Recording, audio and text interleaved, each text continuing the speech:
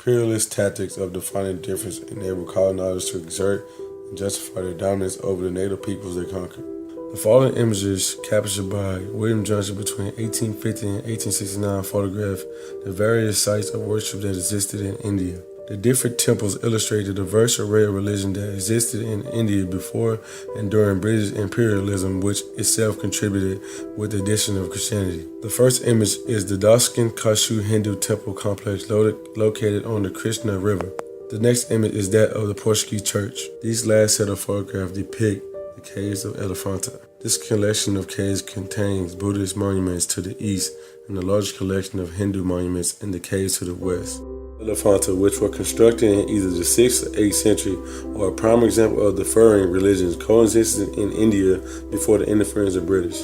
The once amiable Buddhists and Hindus in India were no longer able to coexist in a progressive manner following the conquest of India. Rather, Hindu Brahmins, as pictured here, were able to adapt to British imperialism at the expense of the lower caste counterparts. The Brahmins were able to learn new skills and gain education, which was not available to the masses, and as such they led better lives than their fellow Indians. The Brahmins in these pictures were well dressed, which is an indication of their fortunate circumstances. The British formed alliances with the Brahmins, implementing and solidifying the caste system, which benefited the Brahmins and aligned with the British desire to stratify and disunite the native population.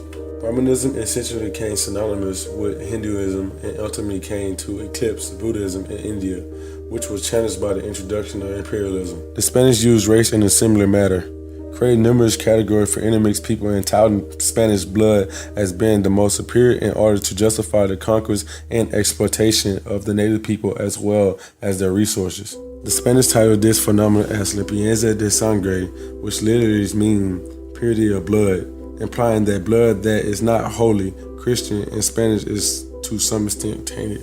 The Spanish crown employed the Bourbon reform to facilitate a process of recolonization. Through this process, the Spanish crown intended to increase its control over its Mexican subject and weaken the role of the church and the local Mexican elite, who gained a considerable amount of political and economical autonomy by this period. The aim to justify the exploitation and the domination of Mexico's inhabitants, along with a far-reaching concern with the limpieza de sangre, manifests in the form of the casting painting, which in turn became a driving force of classifying and marginalizing the Mexican population, therefore perpetuating and strengthening the circumstances which call for the creation of the paintings. The next 16 images illustrate the considerable lengths to which the Spanish went in order to create as many classifications as they could of the interracial peoples.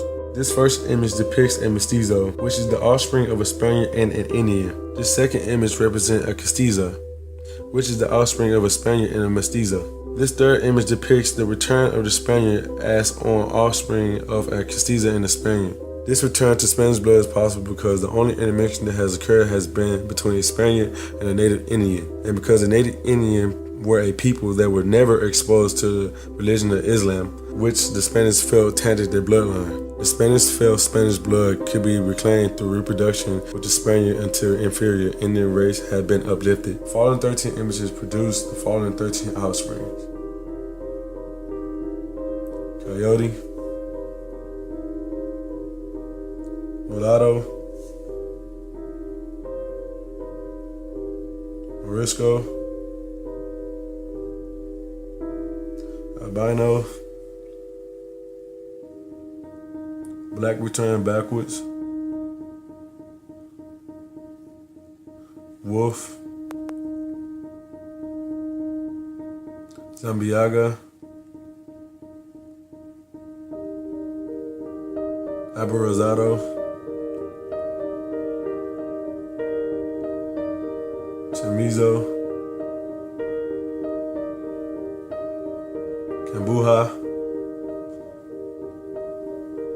Chachimberetta,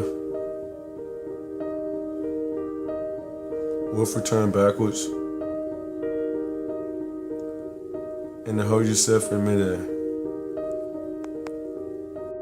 The titles the Spanish gave to offspring of black descent are interesting in that they ultimately return to black as shown by the 8th image of the black return backwards offspring. The parents in the image both appear to be Spaniard, but the child, who is 8 black and 7/8 Spaniard, is depicted as if he was fully of African descent. The child's title, along with his appearance, can be attributed to the fact that the Spaniards felt that intermixing with someone of African descent left a permanent stain on the offspring regardless of their Spanish blood. This typecasting and characterization left a lasting impact on Mexico and became a practice that outlasted imperialism in the region. The persistence of this practice can be seen in the next 3 photographs taken by Abel Brickett between the years of 1875 and 1907. The Mexicans in these images, titled Tipos Mexicanos, which translate to types of Mexicans, are each subcategorized according to their race or occupation. The first 2 men are described as Indian and the last 3 as farmers, effectively degrading their identity to nothing more than their race and profession. The photograph was taken decades after the popularity of the Casa paintings, but embodied the same basic desire to classify people according to their race and economic status. Imperialism left a lasting legacy in many forms in former British, India, and Mexico in the Southwest, and the intense concern with categorizing and disassociating people has left a lasting impact that continues to be felt in those regions today.